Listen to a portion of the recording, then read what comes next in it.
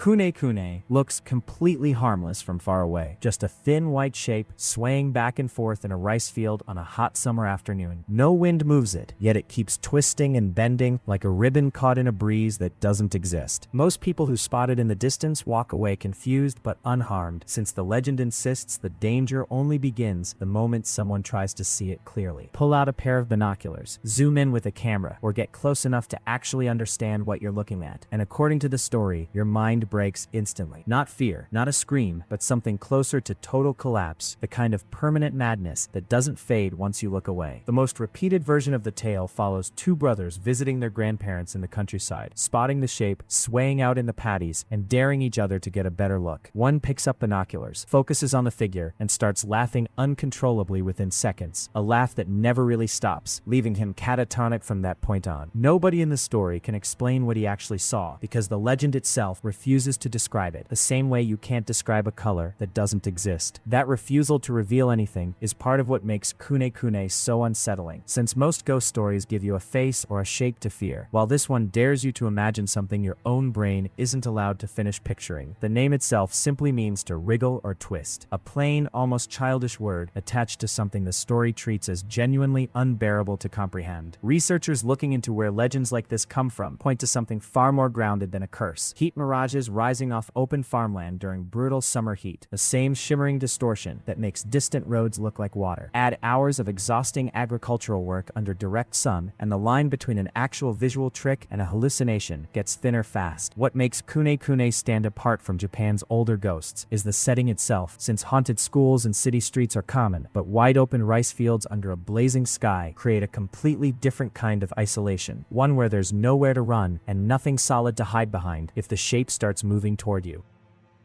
Hachishakusama towers at exactly 8 feet tall, dressed in a plain white summer dress with a wide straw hat pulled low, and the first rule of surviving her is painfully simple: don't ever let her notice you. The moment her eyes settle on a child, the legend claims that child is already marked, and within days something arrives to take them, whether that means a sudden disappearance or a death nobody can properly explain afterward. She doesn't chase, she doesn't scream, she waits, using something far more effective than speed: the voices of people the child already trusts completely. A grandmother's voice calling from another room, footsteps outside a locked door that sound exactly like a parent coming home. That's the trap, using familiarity instead of fear to pull a child out of whatever safety they thought they had. In the background of every account, witnesses describe a low mechanical sound repeating over and over, 3 syllables that don't belong to any real word, just an endless rhythmic warning that something massive is somewhere nearby. The only defense the legend offers involves sealing a child inside a room lined completely with ritual salt and paper talismans, then leaving the entire region behind for good, since staying anywhere close to where she first appeared is treated as an open invitation for her to return and finish what she started. Unlike most Japanese folklore stretching back centuries, this one has an exact birthday. It surfaced in 2008 on a Japanese internet forum, posted as a personal account from someone describing a childhood trip to a remote village protected by old warding stones. That single anonymous post spread fast enough that readers began treating it as an established legend almost overnight, a strange modern example of how quickly an internet story can start feeling like something passed down for generations. Even her height carries hidden meaning, since the number 8 in traditional Japanese measurement has long symbolized vastness or something without a clear boundary, which fits a figure the stories describe as impossible to outrun and impossible to fully explain once she's already looking back at you.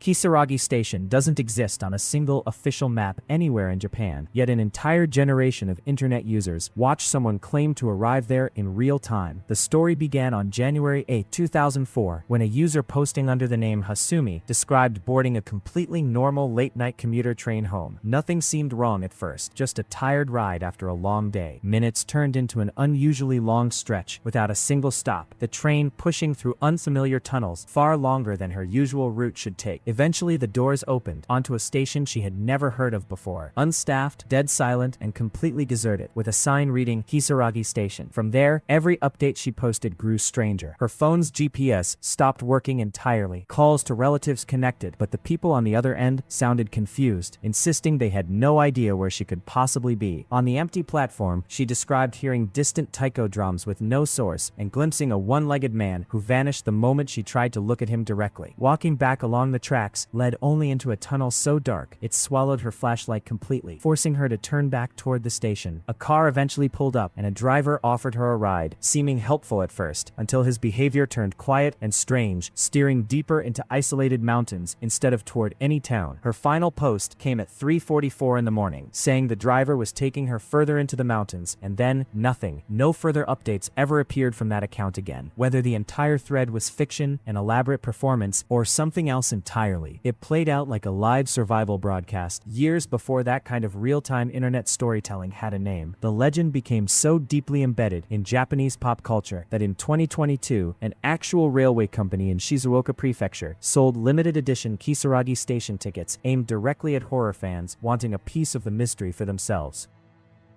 Aka Manto lives behind the one door almost everyone eventually has to open alone, the final stall of a public restroom. Dressed in a flowing red cape with a smooth white mask hiding his face, he waits for someone careless enough to sit down without paying attention to their surroundings. The encounter always begins the exact same way, a voice with no visible source asking a question that sounds almost too simple to be dangerous. Would you like red paper or blue paper? Choose red, and the legend claims you're torn apart until your own clothing is soaked the color you picked. Choose blue instead, and you're strangled until your face turns that same shade. Try to outsmart the question by asking for something else entirely, like yellow, and the story says you're pulled straight down into the toilet itself, gone without a trace. Only one response actually lets someone walk out of that stall breathing, and it isn't a color at all. It's refusing the choice completely, telling the voice you don't need any paper, and simply leaving. The character's roots trace back to late 1930s Tokyo, where elementary school children whispered about a man in a red cape hiding inside closets long before he ever migrated into a bathroom stall. Over the following decades, the story shifted locations entirely, absorbing pieces of other restroom-based legends until Aka Manto settled permanently into the exact scenario everyone recognizes today. Some of the earliest versions weren't even about a caped figure at all, describing instead a red hand reaching up out of old pit-style latrines, grabbing at anyone who dared to sit down. Japan has produced an unusually high number of these school bathroom legends over the decades, and researchers studying the pattern point to something far less supernatural than a curse: the simple fact that restrooms remain one of the only places inside a crowded school where a child is completely alone, out of sight, and already a little on edge before anything strange even happens. Teke Teke moves faster than a sprinting adult despite having no legs at all, dragging her upper body across the pavement using only her arms. Her name comes directly from the sound that movement makes, a sharp scraping Teke Teke Teke that grows louder the closer she gets to whoever she's chasing. The origin story places her on train tracks, a young woman cut cleanly in half after falling in front of an oncoming train, with the freezing cold at the accident scene said to have sealed her wounds just enough to keep some twisted version of her alive afterward. Since then, she haunts railway crossings and dark corridors at night, watching for anyone foolish enough to walk alone. When she finally catches someone, the legend claims she finishes what started on those tracks, using a scythe or a rusted blade to leave her victim matching her own injury exactly. One especially well-known variation, involving a figure named Kashima Raiko, moves the entire encounter into bathroom stalls instead, where she corners a victim and asks a single direct question: "Where are my legs?" naming the specific expressway where the original accident happened, and the story allows you to walk away untouched, hesitate, or answer wrong, and it doesn't end well. What separates Teke Teke from older Japanese ghosts tied to ancient temples or feudal tragedy is exactly how modern her origin actually is. She grew directly out of Japan's massive post-war expansion of railways and high-speed trains, a period when train travel became part of daily life for millions of ordinary people almost overnight. As that convenience spread across the country, so did a very specific, very modern fear: the unsettling idea that the exact machine carrying you safely home every single day could just as easily become the thing that ends your life on the way there.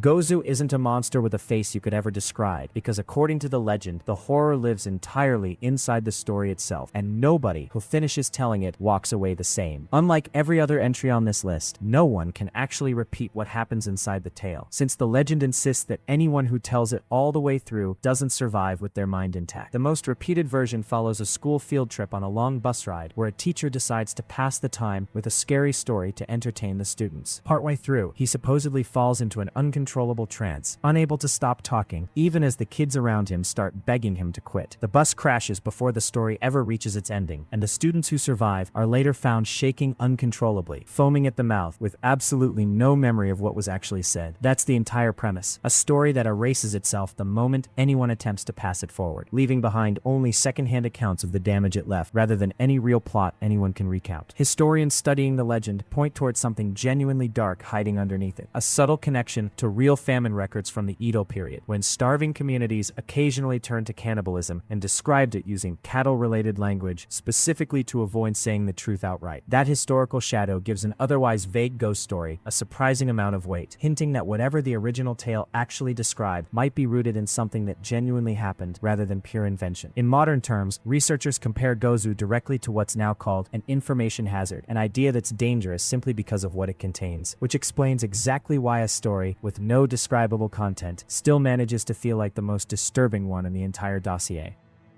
Kuchisake Onna waits on quiet streets wearing a surgical mask, and every version of her legend hinges on one deceptively ordinary question. She stops a child or teenager walking alone and asks if she's pretty, and the answer given decides everything that follows. Say no, and the story claims she kills instantly using a massive pair of shears. Say yes instead, and she slowly pulls the mask down, revealing a mouth sliced open from ear to ear. Then asks a second time, even like this. A second yes doesn't save anyone either, since the tale says she carves the victim's face open to match her own instead. According to generations of retellings, is refusing to answer honestly at all, giving a vague response like average, tossing a specific type of hard amber candy to distract her long enough to escape, or repeating a certain word 3 times until she loses interest entirely. Her backstory reaches back into the feudal era, tied to a samurai's wife mutilated out of jealousy, but the version everyone actually grew up fearing exploded in 1979 when Gifu and Aichi prefectures were swept by genuine, documented mass hysteria. Schools organized armed escorts to walk children home safely. Local newspapers ran story after story covering alleged sightings across entire neighborhoods. Curfews changed overnight based purely on rumor. What made her especially effective wasn't just the shock value of the reveal, it was how perfectly she blended into ordinary daily life, since surgical masks were already an extremely common sight on Japanese streets for basic hygiene reasons, meaning the exact thing everyone feared could, in theory, be standing right next to them without anyone ever noticing until it was too late. By 2004, the legend had crossed into South Korea with entirely new details attached, including a male counterpart sharing the same disfigurement, proof that a strong enough urban legend doesn't respect borders any more than it respects the people who keep passing it along.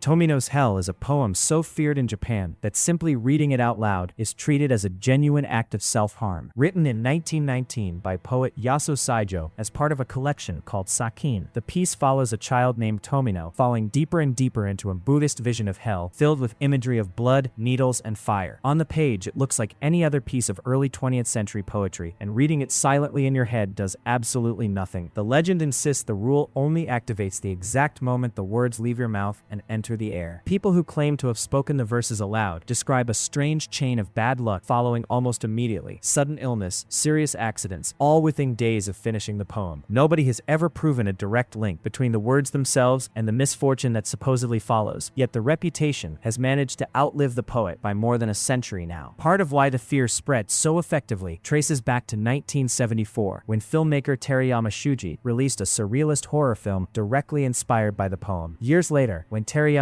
died relatively young, that single detail was enough for audiences to connect the dots and treat pure coincidence as confirmation of the curse. Scholars studying the phenomenon point to something called the nocebo effect, where simply expecting harm can produce genuine physical symptoms in a person's body, even with zero external cause behind them. Once someone believes a poem is cursed, anxiety alone can trigger a racing heart, nausea, or a real sense of dread strong enough to feel like undeniable proof. What makes Tomino's Hell stand apart from every other entry here is that the supposed danger isn't a spirit or a monster at all. It's language itself, the sound of specific words traveling through open air and somehow tipping the universe against whoever spoke them. Japanese literature courses still study the poem seriously today, not as a curse, but as a striking example of Taisho-era poetic rhythm, born from Saijo's own grief after losing people close to him, a quiet contradiction that keeps the legend alive generation after generation.